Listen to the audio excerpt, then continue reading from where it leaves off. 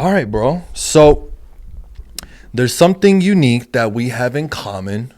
First time we met, we spoke a little bit about it, but I wanted to save the conversation for the podcast.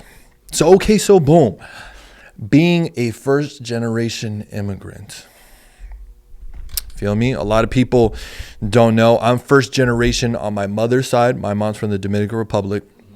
And then I'm second generation, meaning my grandparents on my father's side is from Puerto Rico. What about you? Both of my parents are from South America, a country called Guyana. Mm-hmm. So, and I was the firstborn here. Right. How old were your parents when they came here? They were in their mid-20s. My mom, I believe she said she was like 24. My dad was 26, turning 27, yeah. That's rough. That's rough because you're already acclimated, right? You're already used to your home country. But at least you're young enough to be able to be flexible, right? You still got a lot of life, you know. I know for me personally, being first generation, I don't know if you feel this, but I feel like being first generation in the United States is a very unique perspective, right? Because a lot of people been here and, you know, especially if their culture is westernized, Americanized, whatever you want to say, your field of view is narrow. But for us, our field of view has always been more open because we've always had to play both sides. Right. We've always had to live life, especially growing up, in two different worlds while still trying to maintain our own path in this new world. Feel me? Did you ever feel like there was pressure almost? Like, it's not like anybody was like, yo, you better be successful, right? But did you ever feel like in the back of your head you did have some type of pressure because maybe the sacrifices that your parents made and being new to the country? When I was growing up younger, I'd say prepubescent, about 10 and younger, there was no real pressure because I grew up on whatever my parents were. I grew up down in the city of New York, and every year there's a Labor Day parade or West Indian Day Labor Day parade, and all the West Indian countries, and not just West Indies, but, you know, those and their, you know, allies, they come around and you rep your country. You wear a big flag for whatever country you came from. Okay. You know, there'd be, you know, Puerto Rican flags, Jamaican flags, Guyanese flags, you know, African flags, whatever. And it's like, okay, cool. And I rocked the Guyanese flag. Was I born there? No, I was born here. But my parents were from there, and that's their, you know, that's what they know. And that's your parents are all you know. Yeah, that's all I know. So as far as I know, I'm Guyanese. Right. And then I grew up, and then I started to, okay, I was born here. I wasn't born there. Now that I think about it, I did get the opportunity to go back to the country and see how, you know, where they grew up and how they grew up. And the younger mindset, I was like, why am I repping that? I don't like that. You know? I like what I got here, you know? Taking my experience from here. Like, just for a small example, when I was about 10 years old, my mom and my dad sent me back down there to go stay with some aunts, uncles, and cousins. And we're chilling one day, we're watching TV, and all of a sudden the power goes out. Uh-huh. And I'm like, oh, you guys, you got to go to flip the breaker in the fuse box, right? They're like, no, the power's out. And I'm like, yeah, you blew a fuse. Like, you got so many things plugged in, right? They're like, no, we used to this. No, like, literally, it's no power. Right? And it's like, we sat there for 10 minutes. I'm like, so when does it come back on? No, we don't know. When the power company puts it back on. I'm like, and after a while, you hear like little engines going on through the neighborhood. And I'm like, what does that sound? Oh, so our neighbor's got a generator. So all of a sudden, the neighbor's lights come back on because they got a generator attached to their house. Right. I'm like, so where's our generator? Oh, we don't have one. Oh, so we're just gonna chill here with no power, like, you know? So. And then as a young person, I take that. I'm like, I hate this place.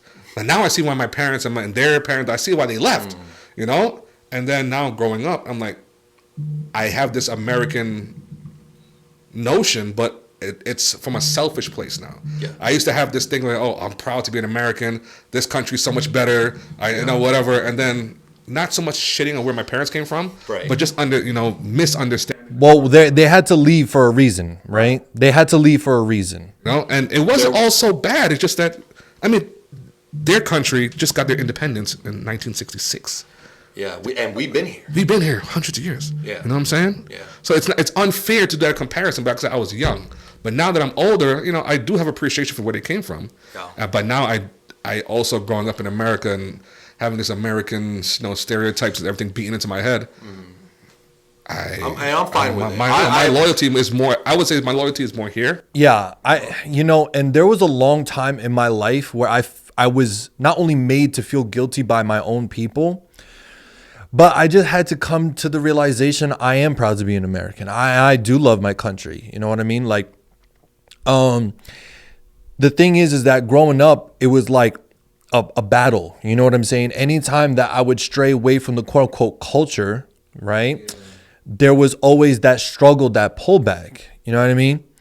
But the thing is, I started to think to myself, like, what has the culture ever done for me? I mean, literally all you guys do is make fun of me because you consider me white. And then, I'm speaking English. Bruh, like I was raised around English speaking people. Like, what do you expect? What did you think was going to happen? Exactly. You know what I mean? So, and I know that that's not only an immigration issue. There's a lot of people that stray away and find their own paths from their original culture, And I'm not saying that culture doesn't have its time and place, but I'm just saying, like, looking back on it, I wish that I wasn't made to feel bad just for like growing up and making my own mind about things. Right. Like, because it created a lot of unnecessary tension with my own culture when instead we could have just like accepted us for whatever we wanted to be. I always was raised with a unique mind, and having to grow up and play both fields. I would go to school and I would be Americanized, and I'd come home and I have to try to be more Dominican than my Dominican counterparts. And then now I'm going through this transition where I'm losing my Spanish, and my Spanish isn't as good, but I'm using English more every day. So, stuff like that. Another thing I wanted to talk about when it comes to immigration, when it comes to stuff like this, outside of the United States, when people ask where you're from, it doesn't matter if you look black, they will ask where you're from. They won't just assume, right? So when you come to the United States, it doesn't matter. Whatever you look like is what you are, right? When you come to America, they don't care that you're from Jamaica. They don't care if you're from Guyana. They don't give a shit. If you look black, you're black. And if you look white, you're white. And whatever. They don't care if you're Russian or Ukraine, you're white now. Yeah, that's America. That's America, yeah. But it's interesting to me, and I've noticed this, I want to get your take, that despite both peoples being considered quote unquote black in the United States, do you feel like there's a difference, a rift between African Americans and Africans? Huge. Let me get your thoughts on that. Okay, so I guess growing up, even though my parents are from South America, I fall into the category of African American. Right. And if you want to be the technical person, you go back to the slave trade and who landed where and all that. Fine, yes, African American. Cool. Right. But it's more than that. And when you have somebody who's from Africa, like I have friends that are from Africa that come here, and then now they get their citizenship, whatever. So okay. So now who's the real African American? Right? Now his family, his lineage is starting here. He's first generation here. He has kids. Is his kids more African American than my kid? It's like right. It's because he's from the original motherland, and I just happen to by way of luck landed here. Right. And there's also, sad to say, but there's also a rift that when I talk to people who are from Africa, and then you say, okay, I'm African American, and they look at you and say, no, you're American. Right. All right. Because leave the Africa out of it. Yeah, because I've noticed this. I feel like Africans a lot of the times don't want to be associated with African American. Like there is a rift there, you know, and a lot of people are uncomfortable talking about this, but I don't care. I'm comfortable talking about whatever. And I've noticed that, especially, you know, in the Army, you know, being a staff sergeant in the Army, I even noticed it amongst the culture in the soldiers. You know, my African soldiers would act and be very different and kind of like not hang out with the African Americans, you know, and I always found that interesting. And that's why, and this is why it dawned on me that we don't have a race problem in America. We have a culture problem. Because if it was just a blanket race problem, then why is it that Africans and quote unquote African Americans have two completely different cultures or experiences in the United States? Right. Now, I know a lot of people might bring up the past and stuff like that. Okay, that's fine. But here's the thing is that you don't think that an African who already has the quote unquote, he's already lumped into this group, you don't think that he's at the same disadvantage, quote unquote? Not only that, but a lot of the times they got to learn the language. So they're already at, you know, an even more of a deficit. Then they coming over here broke as shit. That's even more of a deficit. But yet again, you see culturally, because of the culture difference, you see, if you want to break it down in terms of a race, one is going further or one's bypassing. Right. You know? It's like saying, okay, what's your shade of black? You know, and that applies not just to black people. It's just what's your shade of white. When I was in high school, one of my best friends was from Ukraine, and when we would start cracking on each other, you know, they would say, "Okay, shut up, white boy." Mm-hmm. Yeah, okay, his skin color is white, but the term you're using is more for like American white. Right. He's Ukrainian, European white. Right. So it kind of doesn't. You know, you kind of because you're not taking into account his culture or how he was raised. Exactly, and which plays to your part is that it's not a race issue, it's culture. It's a culture issue. You know, so what's your shade of black? What's your shade of white? You know, what shade of tan are you? What? Okay, you're from the Middle East, but what part of the Middle East? Because my Middle East might not fuck with your Middle East. Right. You know what I'm saying? And I think that's what sort of keeps the divide going, and it's good because you want to have nationalism. You want to be proud of where you come from. You want to be proud of your heritage. But at the same time, don't let that pride get to an arrogant level. Yeah, don't let it hold you back, right? Allow yourself to evolve, right? Yeah. Keep it on your back. And also, a lot of people don't realize you can have pride without putting somebody else down. Like just because you have pride in yourself, right?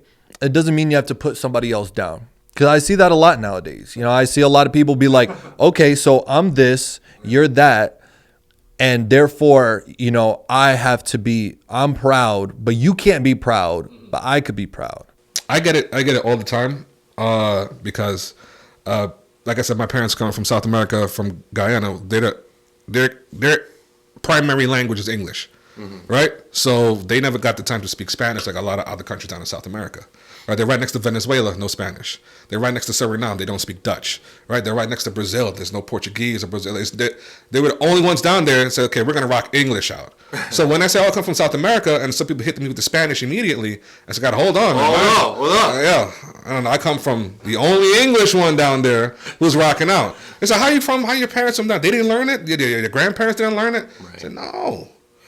So it's like, you know. And that's another thing when it comes to the mindset of immigrant families versus other people's, is because a lot of people who have the most gripe with the United States, the most to say negatively about the United States, I notice a common trend amongst most of them that they have not traveled, nor do they have people that are from other places. Right.